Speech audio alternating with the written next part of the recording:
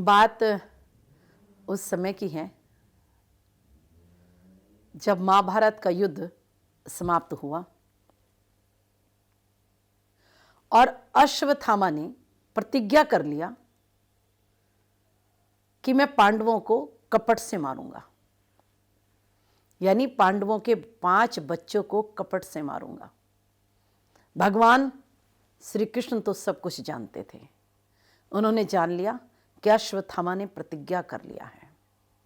सब भगवान लीला करते हैं, जो होनी है वो होने के लिए बनाई गई है।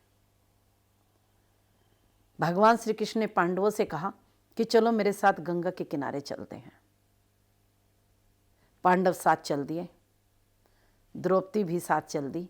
लेकिन द्रौपदी के 5 पुत्र, उन्होंने कहा हमें तो नींद आ रही है, हम तो यहीं सोएंगे, हमें कहीं नहीं जाना है। 5 पुत्र सो गए। और जब गंगा से लौट कर आते हैं पांडव, और जब उस कक्ष में घुसते हैं तो वहाँ सारे में खून से लथपथ 5 पुत्रों के शव पड़े होते हैं। द्रौपदी बिलख बिलख कर रो रही थी।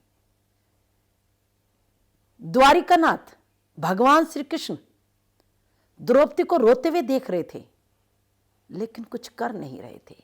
और एक समय वो भी था कि जब द्रौपदी रोती थी या पुकार लगाती थी तो भगवान द्वारिकानाथ भगवान श्री कृष्ण नंगे पैर द्रौपदी के पास चले जाते थे। लेकिन आज भगवान सब कुछ देख रहे थे और मौन थे।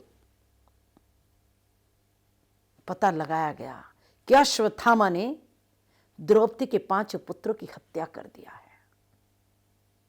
अर्जुन वहां से प्रतिज्ञा करता है अश्वत्थामा को मारने की और वहां से चल देता है। अर्जुन जाता है और अश्वत्थामा को पकड़ लेता है। मारने की इच्छा है, लेकिन गुरुपुत्र है, ब्राह्मण है, इसका वध कैसे करूं? वो उसे रस्सियों में बांध करके अश्वत्थामा को लेकर आता है। और द्रौपदी उस समय आंगन के बीच में बैठ करके रुदन कर रही थी, विलाप कर रही थी और रो रही थी बिलख बिलख कर। और 5 पुत्र के शव पड़े हुए थे। और जब द्रौपदी को अर्जुन कहता है, द्रौपदी तुम देखो, जिसने तुम्हारे 5 पुत्रों की हत्या कर दिया, मैं उसको लेकर आ गया हूं और इसका वध करूंगा। द्रौपदी वामस स्वभावा, जो स्वभाव की सरल हो। द्रौपदी ज्ञानवान थी। तो द्रौपदी धर्म के मार्ग का अनुसरण करने वाली थी। द्रौपदी धर्म को धारण करती थी। द्रौपदी ने जैसे ही अश्वत्थामा को रस्सी में बंधा हुआ देखा तो कहा, हे आर्यपुत्र, ये क्या कर रहे हो? मेरे आंगन में गुरुपुत्र को रस्सियों में बांध कर लाए हो। ब्राह्मण कैसा भी हो, कभी अपशगुन नहीं हो सकता। गाय लंगड़ी हो, लूली हो, कभी अपशगुन नहीं हो सकती। वो तो पूज्य होता है। आर्यपुत्र, इसको छोड़ दो। अर्जुन कहते, द्रौपदी तेरे 5 पुत्रों की हत्या इसने कर दिया है और तुम इसे छोड़ने की बात करती हो। मैं इसका वध करूंगा। इतने में भीम कहता है कि मनुस्मृति में लिखा है कि आताताई को मारना पाप नहीं है। इसने जुर्म किया है, वो भी ये बाल हत्यारा है। इसने छोटे छोटे बच्चों का वध किया है। लेकिन द्रौपदी कहती है कि आर्य पुत्र, तुम जानते हो ये तुम्हारा गुरुपुत्र है और गुरुपुत्र गुरु के समान होता है।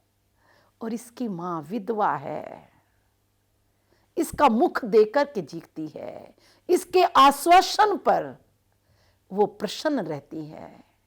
अगर इसका वध कर दिया तो इसकी मां किसका मुख देकर के जिंदा रहेगी, किसका मुख देकर के उसका जीवन कटेगा?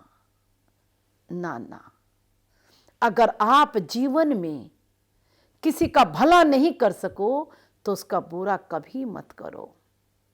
आप जीवन में किसी को रोना मत दो, जीवन में मुस्कुराने का कार्य करो।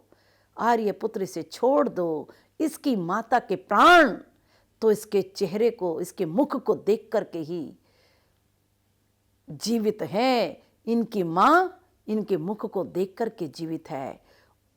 ये अश्वत्थामा अपनी माँ का प्यारा है, तो उस विधवा ब्राह्मणी का श्राप मत लो।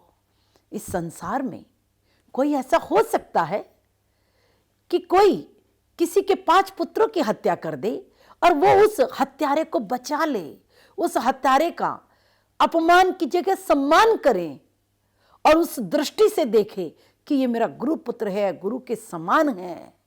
ये द्रौपदी थी, वामस स्वभावा, सरल स्वभाव की, वात्सल्य की प्रतिमूर्ति, धर्म को धारण करने वाली ये द्रौपदी ही हो। द्रौपदी के पास अद्भुत शक्ति थी, द्रौपदी के पास अद्भुत बुद्धि थी। उन्होंने ईश्वर को साक्षी मान करके कि मेरे भाग्य में जो लिखा है मुझे वही तो मिलेगा। तो वहीं भगवान श्री कृष्ण भी खड़े हुए थे। उन्होंने कहा, जीवन में ऐसा कोई कर्म मत करो जिस कर्म के करने से तुम्हें बद्दुआएं मिल जाए। नहीं, उस माँ का हंसने का, रोने का कारण अगर कोई है तो अश्वत्थामा है। अगर अश्वत्थामा को मार देगा तो माँ रोती रह जाएगी। लेकिन मैं चाहती हूं जिस तरह से मैं रो रही हूं ऐसे अश्वत्थामा की माँ ना रोए। तो द्रौपदी ने उसे माफ कर दिया। इतना बड़ा माफ करने वाला हृदय भी तो होना चाहिए। अपनी वाणी को विराम देती हूँ। हरिओम तत्सत।